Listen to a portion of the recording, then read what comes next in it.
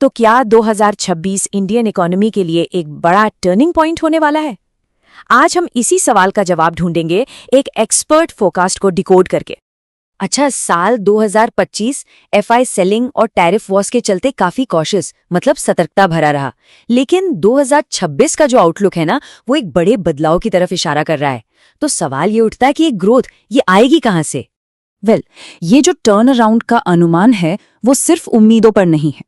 इसके पीछे दो बड़ी इकोनॉमिक ताकतें एक साथ काम कर रही हैं और इसी को कहा जा रहा है एक पावरफुल डबल इंजन।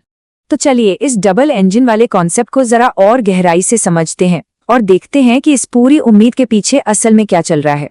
तो देखिए, एक तरफ है सरकार का फिस्कल पुश, मतलब इंफ्रास्ट्रक्चर पर जोरदार खर्च, खासकर पावर सेक्टर में, साथ ही कंजम्पशन को बूस्ट देने के लिए टैक्स कट्स और डिमांड बढ़ाने के लिए जीएसटी में कमी। और दूसरी तरफ है आरबीआई, जो मॉनेटरी ईजिंग कर रहा है, मतलब इंटरेस्ट रेट्स कम हो रहे हैं, सिस्टम में खूब सारा पैसा डाला जा रहा है ताकि लोन सस्ते हों और क्रेडिट ग्रोथ बढ़े। और यहाँ जो नंबर दिख रहा है ना, वो वाकई में बहुत बड़ा है। आरबीआई ने ओपन मार्केट ऑपरेशंस के जरिए इकोनॉमी में 2.93 ट्रिलियन रुपए डाले हैं, मतलब सिस्टम में लिक्विडिटी का एक मैसिव इन्फ्यूजन। ये इकोनॉमी को रफ्तार देने के लिए एक जबरदस्त पुश है। तो इकोनॉमी को तो ये बूस्ट मिल रहा है, ठीक है, लेकिन अगला सवाल जो मन में आता है वो ये है कि क्या इक्विटीज मतलब शेयर बाजार को देखने का ये सही मौका है? इस सवाल का जवाब ढूंढने के लिए ये एनालिसिस एक खास इन हाउस टूल का इस्तेमाल करता है जिसका नाम है मार्केट एलोकेशन कंपास या मैक। अब ये है क्या?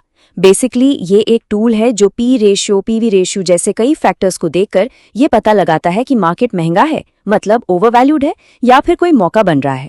और देखिए ये कंपास क्या दिखा रहा है। सितंबर 2025 में जब मार्केट अपने पीक पर था तो रीडिंग हाई थी, मतलब मार्केट में झाग था, एक तरह की वार्निंग थी।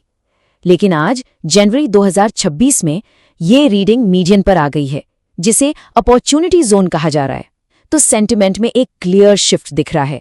तो ठीक है, मार्केट में मौका दिख रहा है, पर असली सवाल तो ये है कि अगर तेजी आती है तो इसे लीड कौन करेगा? कौन से सेक्टर्स हैं जो इस ग्रोथ का सबसे ज्यादा फायदा उठा सकते हैं?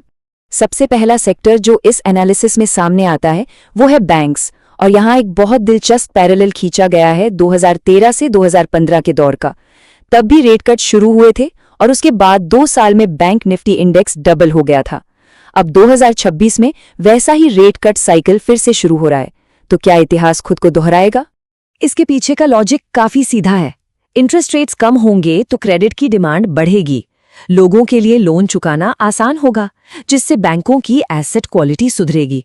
और इन सबका नतीजा 2025 के स्ट्रेस के बाद ओवरऑल प्रॉफिटेबिलिटी में एक अच्छा उछाल देखने को मिल सकता है।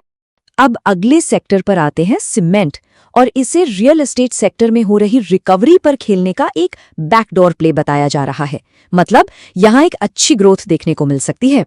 सीमेंट के पोटेंशियल का कनेक्शन सीधा उस डबल इंजन से है जिसके बारे में हमने बात की थी।